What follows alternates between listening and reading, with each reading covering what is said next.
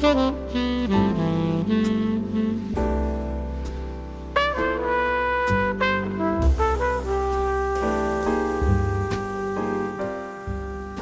we're going to learn how to make asparagus soup like a boss.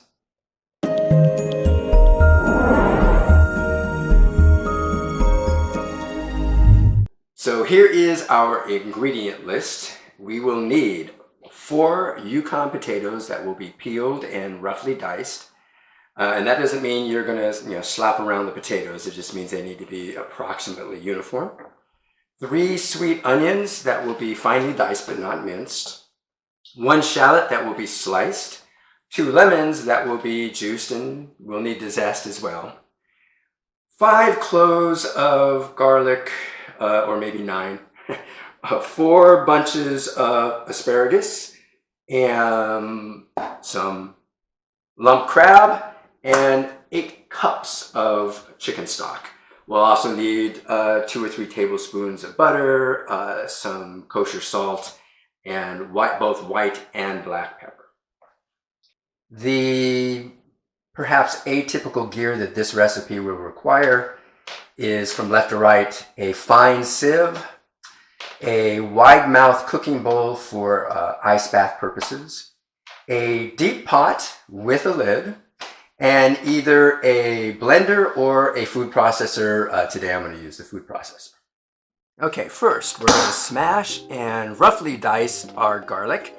Just a couple passes with our knife to release more of the flavor when we cook.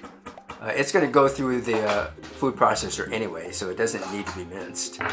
Go ahead and reserve it for later. Then we're going to peel and de-eye our potatoes. Then we're going to give them a rough dice just to make the pieces as close to uniform as possible, as I mentioned before.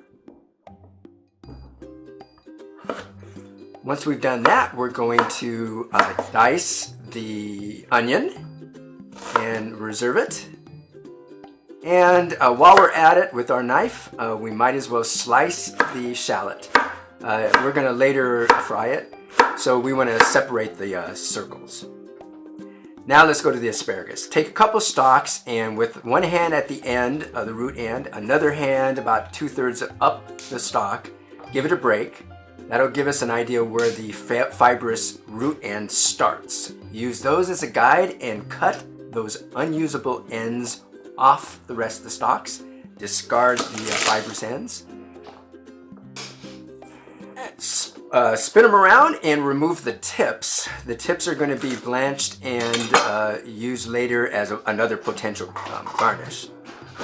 So reserve those to the side. And then take the stalks and cut them in equal sized pieces approximately. Now we're going to take 2 or 3 tablespoons of butter, melt that. Once it comes up to temperature, you'll need to notice that it shimmers there, lightly bubbles. That's when we add our onion. Once our onions begin to become translucent, that's when we want to add our garlic. Once the onions get translucent, so they look something like this, that's when we add our potatoes and all of our chicken stock. Once we get the stock in our pot, we want to give it a stir, crank the heat up to bring the mixture up to a boil. Cover it and move on to some of the other prep. The prep I'm talking about is our shallots. We're going to dip them in buttermilk and then drain them. Then we're going to drench them in all-purpose flour using our spider ladle. Carefully drop them in vegetable oil and give them a good fry. Reserve on the side as another potential garnish. Every so often, we're going to stir the potatoes and then recover them. Once the potatoes begin to become fork soft, that's when we want to add the asparagus and boil them for another 20 minutes or so, or until the asparagus becomes soft as well. take it off the flame and immediately dump it in our waiting ice bath.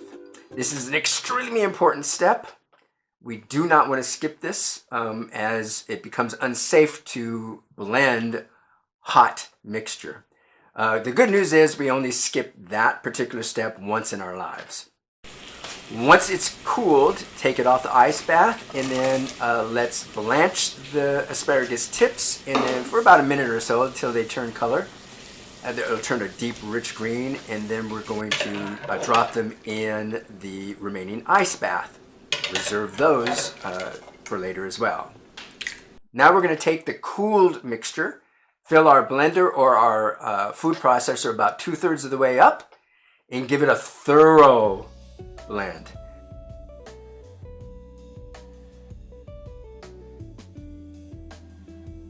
Once everything has been blended, go ahead and empty it and into another bowl, and then rinse and repeat for the rest of the asparagus, potato, etc. mixture.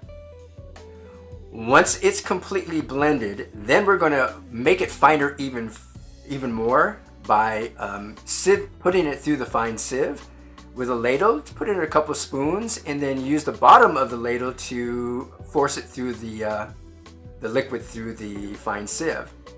After a couple goes, you're going to notice this really thick, fibrous remaining gunk.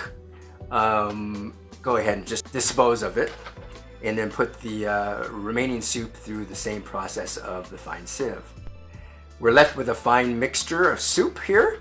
Here's where we season it to taste with salt, the white pepper, lemon juice, maybe heavy cream. Then there are a ton different ways to plate the soup. We can put it in bowls using the asparagus tips. What is this? Just say no to drugs, kids. Or we can serve it as an appetizer. I like to do it in shot glasses with a little bit of crab, green onion, and sriracha. The stick is there to loosen up the soup around the edges of the shot glass for our guests to shoot it down. So there you have it. The foundation of potato, onion, garlic, and stock is a base for several different kinds of both hot and cold soups. As always, it's a privilege for me to be able to share my passion with you. Thank you for letting me do that. If you saw value, shoot me a quick like, and thanks for watching.